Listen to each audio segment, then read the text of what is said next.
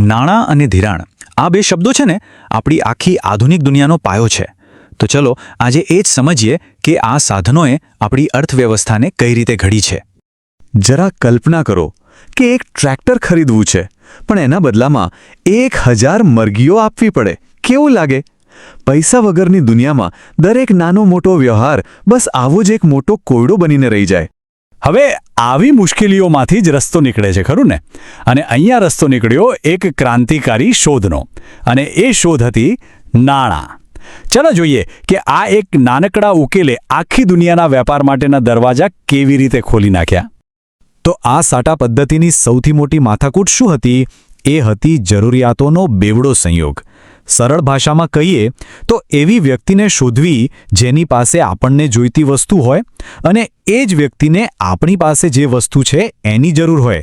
હવે વિચારો, આવો મેળ બેસાડવો કેટલો અઘરો અને સમય માંગી લેવો હશે. બસ આ જ ગૂંચવણને ઉકેલવા માટે એક બહુ જ સરળ પણ એટલું જ શક્તિશાળી સાધન આવ્યું, જેને આજે આપણે સૌ નાણાં તરીકે ઓળખીએ છીએ. તો સવાલ એ છે કે નાણાં આખરે કામ કઈ રીતે કરે છે? એ માત્ર કાગળના ટુકડા કે ધાતુના સિક્કા તો છે નહીં. એની પાસે છે 3 સુપર પાવર્સ જે આપણી આખી ઇકોનોમીને ચલાવે છે.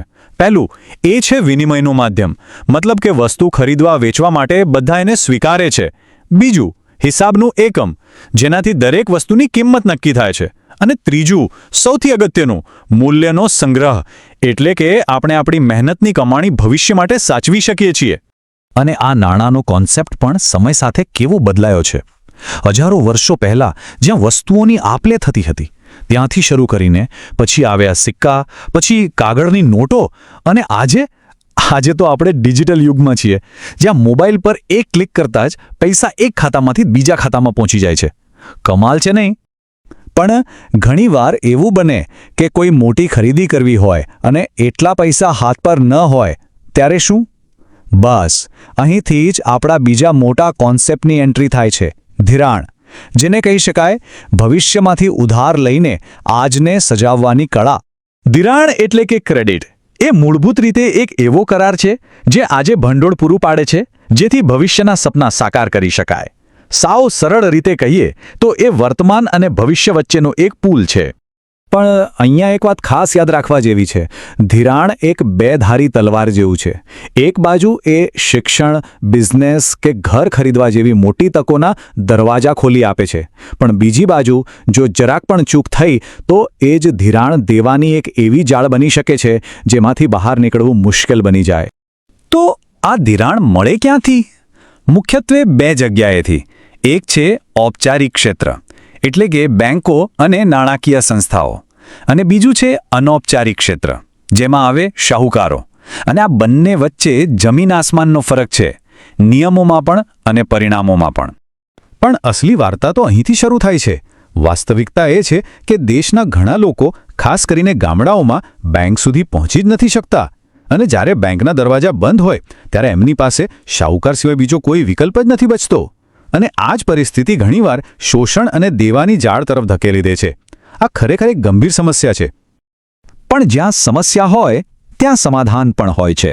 અને આ સમસ્યાનો ઉકેલ કોઈ સરકારે કે મોટી કંપનીએ નહીં, પણ લોકોએ પોતે જ સાથે મળીને શોધી કાઢ્યો. અને એ ઉકેલ છે સ્વસહાય જૂથો. સાચા અર્થમાં સંગઠનમાં શક્તિનું આ એક જીવંત ઉદાહરણ છે. આ એક વાક્ય છે ને, એ સ્વસહાય જૂથોનો આખો સારાંશ કહી દે છે. બેંક મને એક જોખમ તરીકે જોતી હતી, પણ મારા પડોશીઓ મને એક ભાગીદાર તરીકે જોતા હતા. બસ આ જ ફરક છે. જોખમ નહીં, ભાગીદારી. અને આ વિશ્વાસ જ એમની સફળતાનો પાયો છે. તો ચાલો સમજીએ આ સ્વસહાય જૂથો એટલે કે SHG છે શું. સિમ્પલ છે. આ 15-20 લોકોનું, ખાસ કરીને મહિલાઓનું એક નાનકડું ગ્રુપ હોય છે. બધા ભેગા મળીને પોતાની નાની નાની બચત એકથી કરે છે, અને પછી ગ્રુપમાંથી જેને જરૂર હોય એને ઓછા વ્યાજે લોન આપે છે. કેટલો સરળ પણ કેટલો અસરકારક આઈડિયા છે, જે ફક્ત અને ફક્ત પરસ્પર વિશ્વાસ પર ટકેલો છે. આ કામ કરવાની રીત પણ એકદમ સીધી અને સરળ છે. પહેલાં બધા સભ્યો નિયમિત રીતે થોડી થોડી બચત જમા કરાવે છે. પછી જ્યારે કોઈને પૈસાની જરૂર પડે ત્યારે આખું ગ્રુપ સાથે મળીને નક્કી કરે છે કે લોન કોને અને કેટલી આપવી. આનાથી શું થાય છે ખબર છે? લોકોને માત્ર પૈસા નથી મળતા, પણ સાથે મળીને નિર્ણય લેવાની શક્તિ પણ મળે છે, જે એમને વધુ આત્મનિર્ભર બનાવે છે. અને આ એસએચજીની અસર ખાલી પૈસાની લેવડ દેવડ પૂરતી નથી, એનાથી ઘણું વધારે થાય છે. એનાથી જામીનગીરી વગર લોન મળે છે, વ્યાજના દર વાજબી હોય છે અને ખાસ કરીને મહિલાઓ આર્થિક રીતે પગભર બને છે. એટલું જ નહીં, આ જૂથો સામાજિક મુદ્દાઓ પર ચર્ચા કરવાનું પણ એક પ્લેટફોર્મ બની જાય છે. ટૂંકમાં આ માત્ર એક નાણાકીય વ્યવસ્થા નથી, આ તો સામાજિક પરિવર્તનનું એક મોટું એન્જિન છે. તો ક્યાં સાટા પદ્ધતિની અટપટી દુનિયા અને ક્યાં આ સમુદાય આધારિત ધિરાણની સરળ વ્યવસ્થા? આખી સફર પર નજર કરીએ તો એક વાત સ્પષ્ટ થાય છે. પૈસા હોય કે લોન, આ બધા નાણાકીય સાધનો આખરે તો માણસોની સમસ્યાઓ ઉકેલવા માટે જ બન્યા છે. અને આખી વાત આપણને એક બહુ મોટા અને મહત્વના સવાલ પાસે લાવીને ઊભી રાખે છે. જો લોકો ભેગા મળીને ધિરાણ જેવી આટલી મોટી અને જટિલ સમસ્યાનો ઉકેલ લાવી શકતા હોય તો પછી એવી બીજી કઈ મોટી સમસ્યાઓ છે જેનો ઉકેલ આપણે સાથે મળીને લાવી શકીએ? ખરેખર વિચારવા જેવો સવાલ છે, ખરું ને?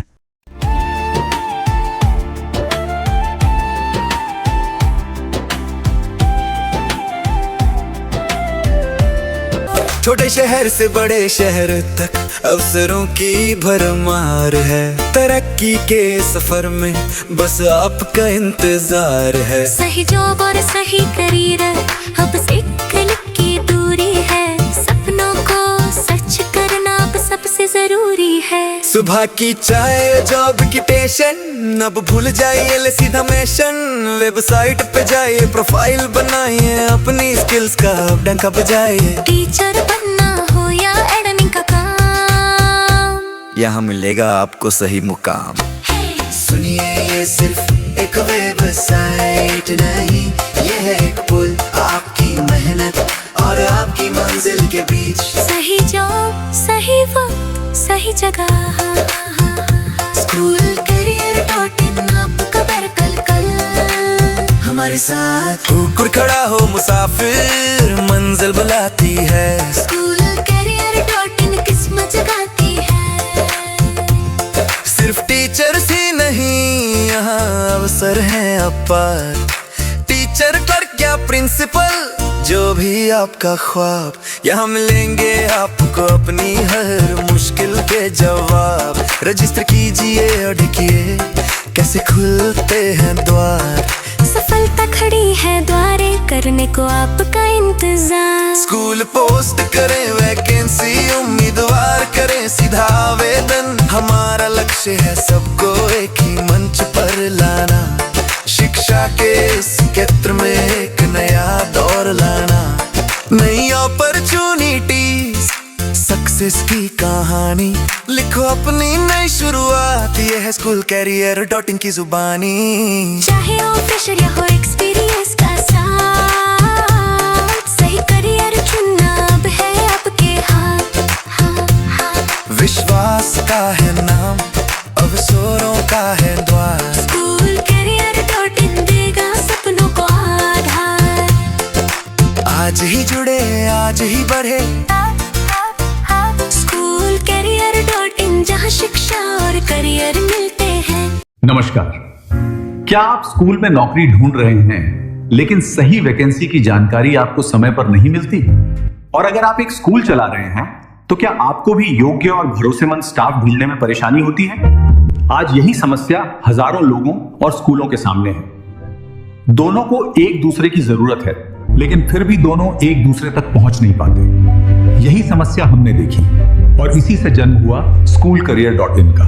ये एक ऐसा ऑनलाइन प्लेटफॉर्म है जहां स्कूल अपनी वैकेंसी पोस्ट कर सकते हैं और उम्मीदवार सीधे उन नौकरियों के लिए आवेदन कर सकते हैं. यहाँ केवल टीचर्स ही नहीं बल्कि स्कूल से जुड़े कई पदों के अवसर उपलब्ध हैं, जैसे office staff, computer operator, accountant, librarian और अन्य पद.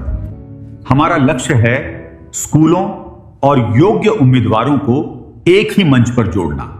अगर आप स्कूल में अपना करियर बनाना चाहते हैं या अपने स्कूल के लिए बेहतरीन स्टाफ ढूंढना चाहते हैं तो आज ही विजिट कीजिए www.schoolcareer.in.